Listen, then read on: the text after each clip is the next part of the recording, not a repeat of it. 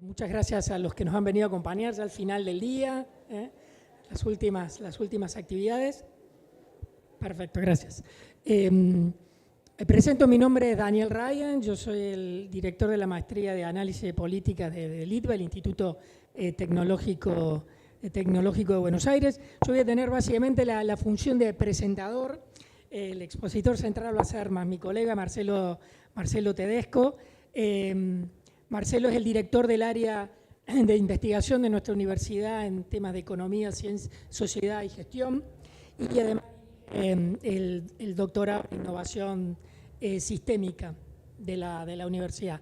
Marcelo lo que nos va a compartir con nosotros es un proyecto de investigación que ha venido liderando desde hace ya varios tiempos en el marco que tiene su base en el MIT, que es una iniciativa de investigación internacional que tiene por objetivo analizar las estructuras de cooperación y cómo eso afecta en los ecosistemas económicos a nivel de ciudades en un proyecto comparado. Somos pocos, entonces la dinámica que lo vamos a intentar hacer es lo más interactiva posible. Marcelo primero va a hacer una presentación y después vamos a aprovechar que tenemos tiempo para hacer preguntas y poder hacer comentarios sobre la investigación y los resultados. ¿Sí? Adelante, Marcelo, gracias. Muchas gracias, Daniel. Buenas tardes, ¿cómo están? Bien. Me voy a quedar acá abajo porque no tiene demasiado sentido, además se mueve demasiado eso de él. Como comentaba Daniel, mi nombre es Marcelo Tedesco, tengo esta función en el ITBA como director de investigación en ciencias económicas, sociedad y gestión es muy largo, pero de los que le voy a hablar hoy es justamente de una iniciativa que fundé en el MIT, he sido investigador en la universidad, en el MIT, durante más de 10 años ya, o casi 10 años, por ahí andaba.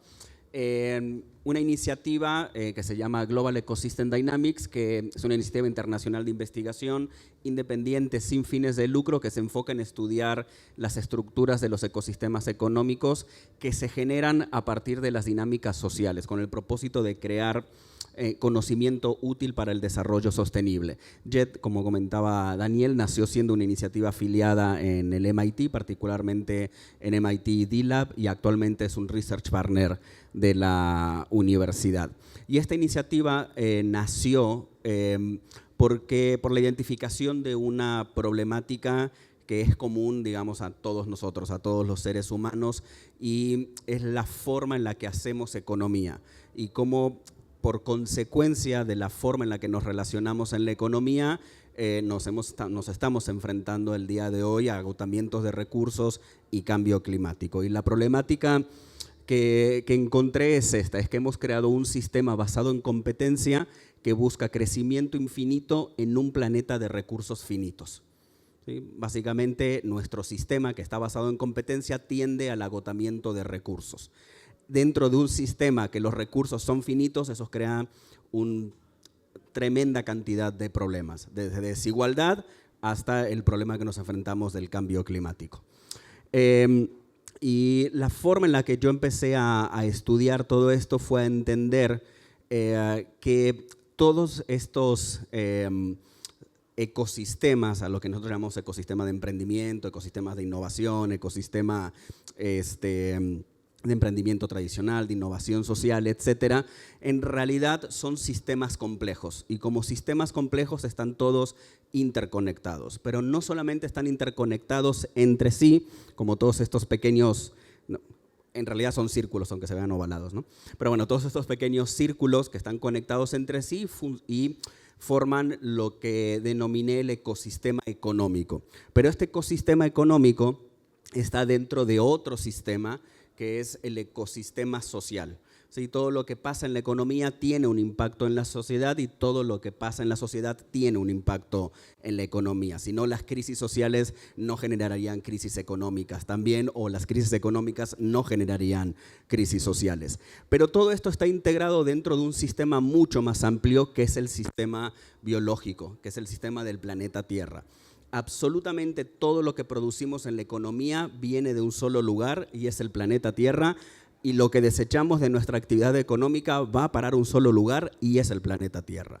Entonces, todos estos sistemas están conectados. son sistemas, la economía es un subsistema social que a la vez es un subsistema biológico. Entonces, a partir también de la forma en la que nos relacionamos en la biología, es que empecé a estudiar cómo nos relacionamos en la economía. Entonces, desarrollamos nuestras propias metodologías que nos permiten estudiar cómo se crean estas estructuras a partir de las relaciones entre los actores o los agentes económicos, y utilizamos datos primarios para entender qué es lo que sucede. Es decir, nosotros vamos ciudad por ciudad y levantamos los datos para después modelar algo que les voy a mostrar un poquito más adelante. Pero particularmente estudiamos estas propiedades que se ven allá a su lado derecho, que es la eficiencia, la robustez, la propensión al colapso y la resiliencia de la estructura de los ecosistemas económicos en las ciudades. Medimos esas propiedades, que son propiedades de todos los sistemas complejos, es decir, esas propiedades existen en la economía, en la sociedad y en la biología, ¿sí? Y desarrollamos una fórmula matemática para medir la capacidad estructural que tienen estos sistemas, es decir, la capacidad homeostática, la capacidad de resistir a cambios en el entorno o adaptarse rápidamente a estos cambios en el entorno. Esa es la fórmula matemática, está publicada, así que si la quieren copiar, la pueden copiar. Pero bueno, esta es una fórmula que nos permite medir esa capacidad estructural. Hemos hecho esto ya en 25 ciudades de 17 países de Latinoamérica, Europa y en África. Y hemos identificado a más de 8.700 actores económicos y hemos estudiado más de 20.000 relaciones entre todos estos actores económicos. Y esto es lo que hacemos, modelizamos estas estructuras, y este particularmente es el ecosistema económico de emprendimiento basado en innovación de la ciudad de Madrid. ¿Sí? Hay diferentes, les voy a mostrar diferentes modelos. Bueno, el número que aparece ahí a su izquierda, que es el índice de colaboración, es justamente la capacidad estructural que tiene ese sistema. Entonces, lo que nosotros hacemos, más allá de que se puede ver interesante o bonito, es ver cuáles son las métricas que estos modelos nos arrojan para entender esa capacidad estructural. Y hacemos recomendaciones de cómo mejorar esa capacidad estructural a partir de la evidencia científica que nos arrojan estos modelos. Este es el caso de Santiago de Chile. Es el caso de Valencia. Valencia es uno de los ecosistemas más interesantes que hemos estudiado, con una de las estructuras más complejas y más resilientes que hemos visto al momento. Esto es Ciudad de México. Si se fijan, son diferentes estructuras, ¿no? Algunas están centralizadas, otras tienen, como esta, por ejemplo, está sumamente centralizada en una institución que se llamaba INADEM, que ya no existe, a la vez que Valencia en realidad tiene una cantidad bastante grande de organizaciones, es decir, no hay centralización en su ecosistema económico basado en innovación. El índice de colaboración, les comentaba, es este índice que mide la capacidad estructural del sistema, es decir, mide la capacidad homeostática del ecosistema económico, de este ecosistema económico en particular, a partir de la fórmula que mostré anteriormente. Entre los agentes de la economía. Y parte de lo que hemos encontrado es que, estos son ejemplos de Sao Paulo y Ciudad de México, es que en los ecosistemas donde hay mayor colaboración entre los líderes, entre las organizaciones, agentes económicos que lideran el ecosistema, estos se vuelven más robustos, más resilientes y menos propensos al colapso. Como pueden ver, Montevideo y Valencia abunda la colaboración entre las instituciones y entre los agentes de la economía. Y los hallazgos que tenemos hasta el momento es que la eficiencia, o sea, esta capacidad de transferir recursos entre diferentes agentes económicos es mayor a medida que aumenta la colaboración, ¿sí? La idea o el paradigma es que la competencia hace más eficiente a los sistemas económicos. Lo que nosotros hallamos a partir de las métricas de estas estructuras es que es la colaboración lo que hace más eficiente a los sistemas económicos. La robustez, que es la capacidad de resistir cambios, encontramos que a mayor diversidad entre los agentes económicos y mayor colaboración entre el liderazgo en estos sistemas, el sistema se vuelve más robusto. A diferencia de lo que sucede en la propensión al colapso, la posibilidad de que un sistema entre en una disrupción en crisis, digamos, o llegue incluso al colapso, es que a mayor competencia, menor colaboración y menor diversidad de actores, encontramos una mayor posibilidad de que estos ecosistemas sufran disrupciones o lleguen al punto de colapso. Y esta evidencia no es solamente que lo hemos modelado, ¿no? Porque tener todos estos datos nos permiten simular qué pasaría en casos de disrupciones, sino que lo hemos visto y medido en diferentes momentos del tiempo, como en Buenos Aires o en Ciudad de México, donde los sistemas sufrieron este tipo de disrupciones. Ciudad de México y Buenos Aires tuvieron cambio de política pública y pandemia al mismo tiempo, ¿sí? Y a diferencia de lo que pasó en Ciudad de México, que era un sistema sumamente centralizado, en Buenos Aires se mantuvieron más o menos la misma cantidad de agentes económicos y la estructura se mantuvo más o menos igual. En Ciudad de México se perdieron más del 40% de los agentes económicos después del cambio de política pública y de la crisis de salud que vivimos. Y finalmente, con respecto a la resiliencia, es que hemos encontrado que a mayor cantidad de relaciones de colaboración entre todos los actores, un ecosistema económico tiene mayor capacidad de adaptarse en menor tiempo a los cambios que sufren. Y con respecto a la innovación en las ciudades particularmente, es que hemos visto que la innovación surge a partir de estructuras con mayor capacidad homeostática. Es decir, el desarrollo de nuevos negocios, de nuevos emprendimientos y de innovación depende de la estabilidad del sistema.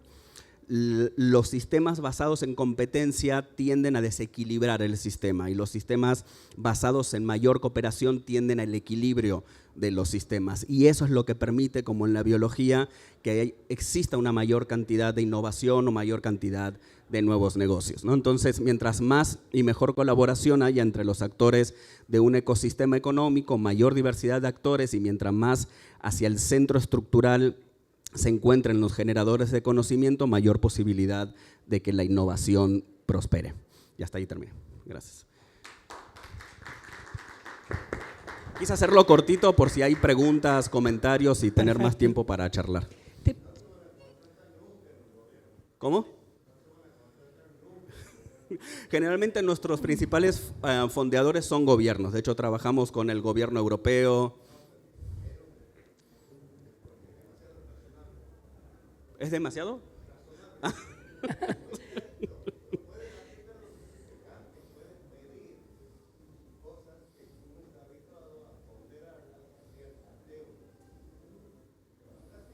Gracias. Aprovecho para hacerte una Sí. pregunta y ya lo abrimos también. Ustedes, digamos, como decía el señor, hasta a cierto punto pareciera que es evidente, pero también es contraintuitivo, digamos, ¿no? Sí. Porque supuestamente el discurso es, bueno, se enfatiza que la competencia es lo que genera mayor eficiencia, actores con mayor capacidad de innovación, etcétera, y lo que encuentra tu investigación es que al contrario, más que la competencia, es la cooperación la que genera esa mayor capacidad de eficiencia a la vez de resiliencia para receptar shocks. Pero, ¿cuáles son los factores que explican la mayor o menor cooperación? Que explican la mayor o menor cooperación. Hay digamos, es diversidad de factores.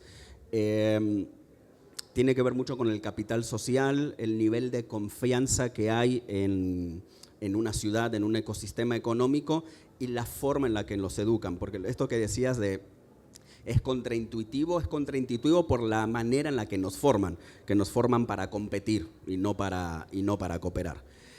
Por eso se vuelve contraintuitivo, pero esto es un problema de teoría económica que no ha alcanzado el nivel de evolución que tiene la biología. O sea, nuestra teoría económica dominante está basada en teoría biológica de hace 140 años, ¿no? Cuando la biología ha avanzado de forma sustancial sobre todo en los últimos 60, 70 años.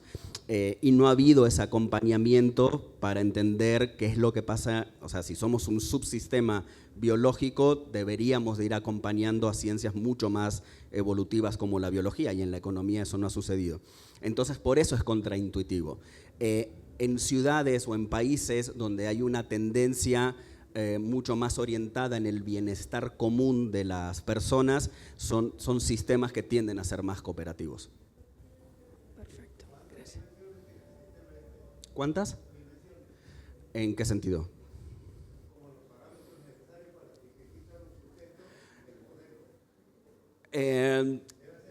Sí, medimos, la forma de medir esto, si bien medimos un sistema complejo, utilizamos Complex Network Analysis, que es una herramienta proveniente de la física y la matemática. Y medimos 15 métricas particulares y de esas 15 métricas sacamos 5 para medir la capacidad estructural.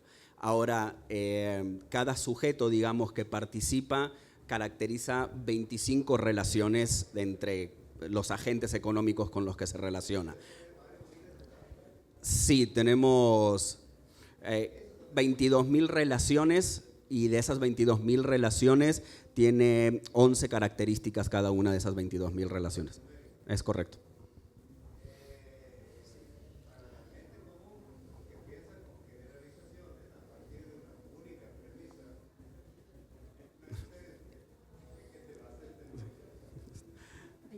Sí.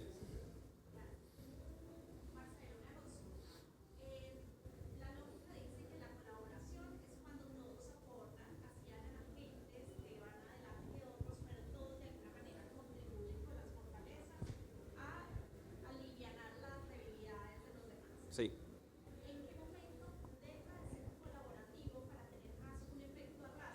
Ok.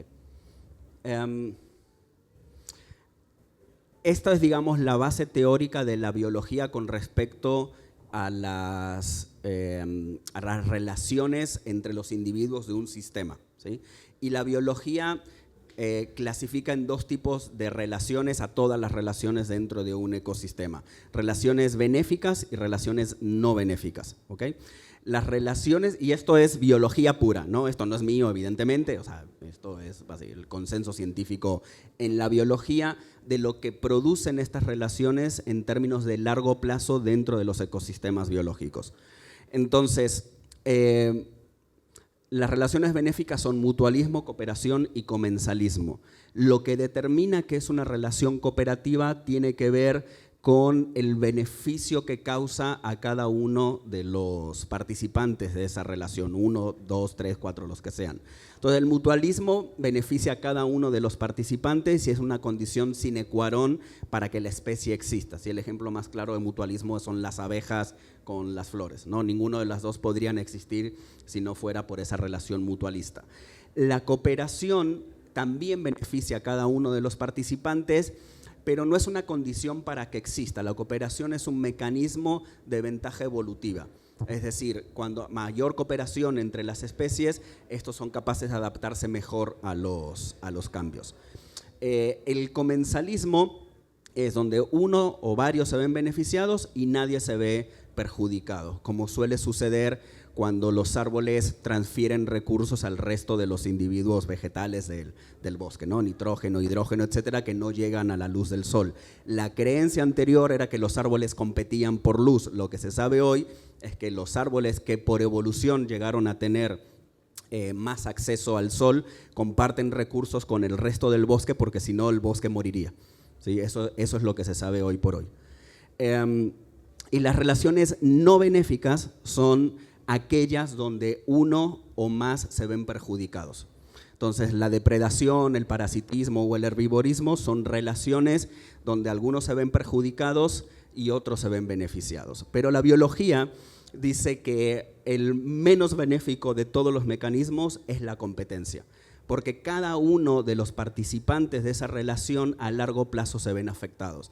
La evidencia muestra de que si esto se mantiene durante mucho tiempo, no solamente afecta la estabilidad del ecosistema mismo, sino que las especies que participan o los integrantes de la misma especie tienden a desaparecer. Y eso es porque la competencia tiende a agotamiento de recursos. Entonces, mientras más competimos, más recursos agotamos. Y eso perjudica a cada uno de los miembros de la especie o interespecie. Y no es tan difícil de ver. Nosotros llevamos en competencia con nuestro medio ambiente cientos y cientos de años. Hoy por hoy, nosotros mismos estamos en peligro de extinción por esa competencia. ¿Bien? Esto, ojo, esto no va en contra del capitalismo. Esto es Lo mío no es una propuesta para desaparecer la competencia ni nada por el estilo, porque la competencia es natural. Lo que se ve en los sistemas equilibrados es que la competencia está por debajo de los mecanismos benéficos. Es decir, a mayor cantidad de mecanismos benéficos, los sistemas se vuelven más estables, su capacidad homeostática aumenta.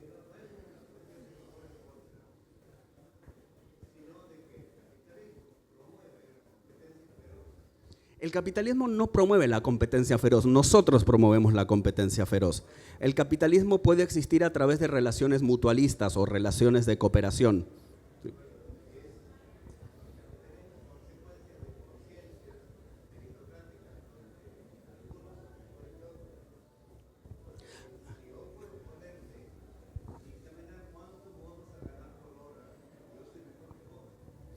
No necesariamente, pero bueno, eso es una discusión filosófica mucho más larga, ¿no? Te puedo hacer una pregunta, Sí. cambia un poquito el eje del foco entre cooperación y competitividad.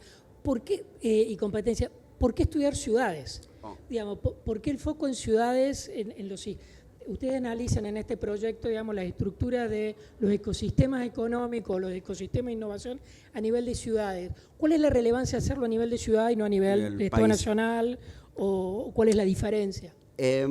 Porque básicamente nosotros medimos capacidad estructural y la capacidad estructural depende de la cantidad y la calidad de las relaciones entre los agentes económicos. Y si bien las estructuras resultantes siempre terminan siendo las mismas en la forma en la que se crean, la forma en la que crean esas relaciones sí cambia. Es decir, no es la misma forma de relacionarse acá en Santiago del Estero que en Buenos Aires. Entonces, o en Córdoba que en Buenos Aires, o en la ciudad de Buenos Aires que en La Plata, a pesar de que está a 60 kilómetros. Y eso tiene que ver con los valores ciudadanos. Es decir, mientras más parecidos sean los valores entre los habitantes de un territorio, tienden a crear relaciones o estructuras. La batería se está agotando, dice. O mejores estructuras, ¿no? Pero entonces nosotros, perdón que estoy tratando de... Ahí está. Está bien. Pero entonces no podríamos medir objetivamente una estructura de un país completo, ¿sí? Porque la forma en la que se relacionan los agentes económicos cambia.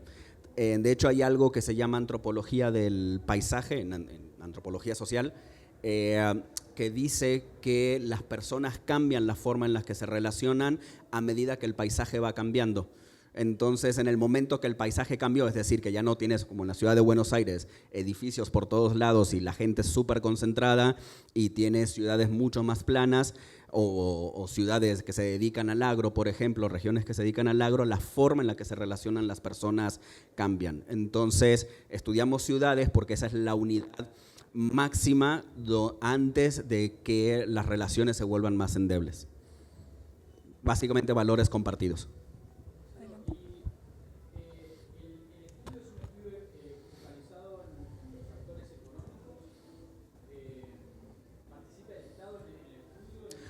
El Estado es un actor económico porque tiene influencia en la economía, entonces sí participa en, esto es interesante, sí participa en los estudios. Nosotros no determinamos que es un actor, son los mismos agentes de la economía que determinan quiénes son un actor. Es decir, todo esto es construido a partir de la propia perspectiva del actor o el agente económico, no a partir de nuestra perspectiva. Pero lo que sí encontramos es que en sistemas más resilientes, lo voy a mostrar, esto es Valencia y Montevideo, de este lado está Valencia, no sé si alcanzan a verlo, pero en los círculos azules, que son los líderes de ese ecosistema, en Valencia son todos más o menos del mismo tamaño, ¿sí?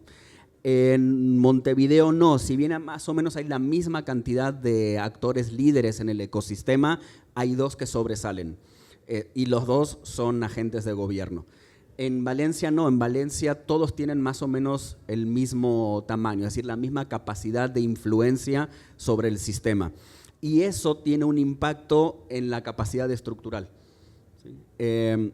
Entonces, no es que es importante que el Estado participe dentro de los ecosistemas económicos, pero es aún más importante que no acapare ni los recursos, ni la influencia, ni nada que perjudique a la estructura. ¿Es un generador de estabilidad o de desestabilidad?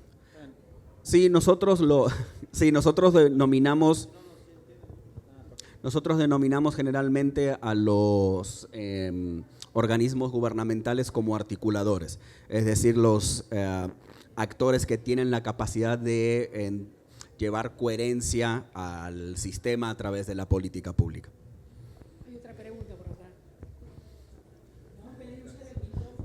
acá. Bárbaro. Quede grabado. Y me quedo curioso también sobre quién está preguntando, así que me presento, después nos conocemos todos después. Soy Gastón Kremer, de Brasil, de WTT, una ONG que trabaja con ciencia, tecnología e innovación por impacto social, invocando a Amy Schmidt y al D-Lab.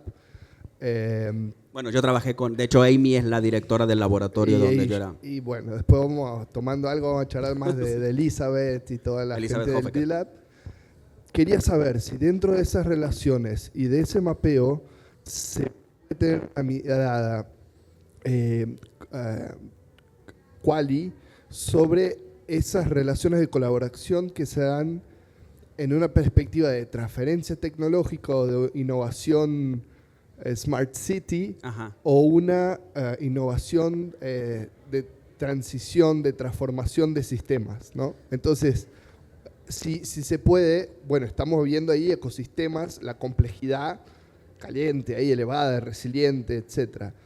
Pero si se puede también tener una mirada sobre el producto de esas colaboraciones. Sí, no lo puse acá porque no nos daba el tiempo, pero esta es la parte cuantitativa del estudio. Hay una parte cualitativa que mide la calidad de las relaciones y otras métricas que medimos de lo que produce el sistema.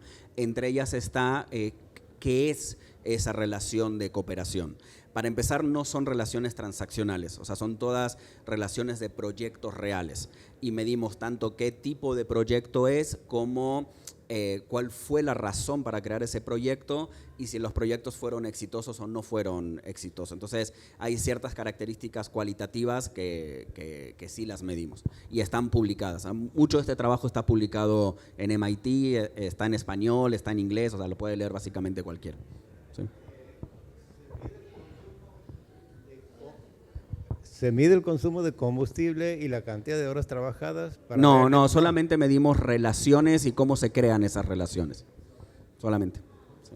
¿Tenemos unos minutitos más? ¿Sí? Sí, Mario Helfestein de la Universidad Nacional de Loma de Zamora.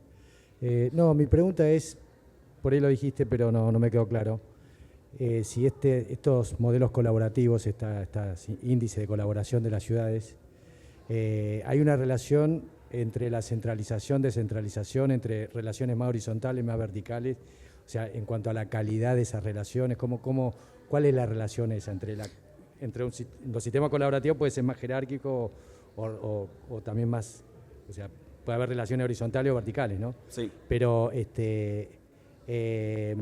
la calidad mejora, tiendo a creer que sí, cuando las relaciones son más horizontales. Cuando las relaciones son más en red sería la respuesta. Mientras la red sea más distribuida, ahí está de nuevo, justamente eso. Estas son redes sumamente distribuidas, ¿sí? Mientras más distribuida sea la red, de mejor calidad va a ser la estructura.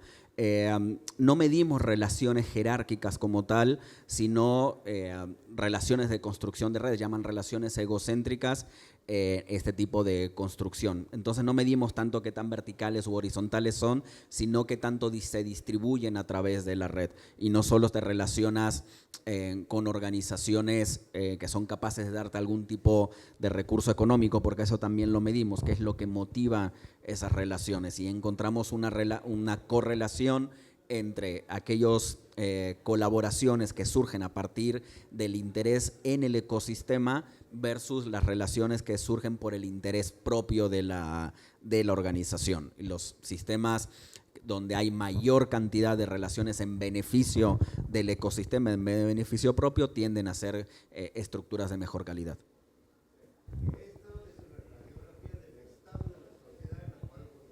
Es una radiografía del estado económico, no puedo decir de la sociedad porque eso no sería preciso, pero sí puede ser un reflejo. Sí, no, está claro. Pero a nivel, digamos, de evidencia científica tengo que ser muy preciso que es un reflejo, es una representación cercana a la realidad de las dinámicas sociales de una economía. Tenemos unos minutitos más, ¿sí? Siguiendo la pregunta que te hacían sobre los actores, ¿puedes desarrollar un poco más sobre dos actores en particular?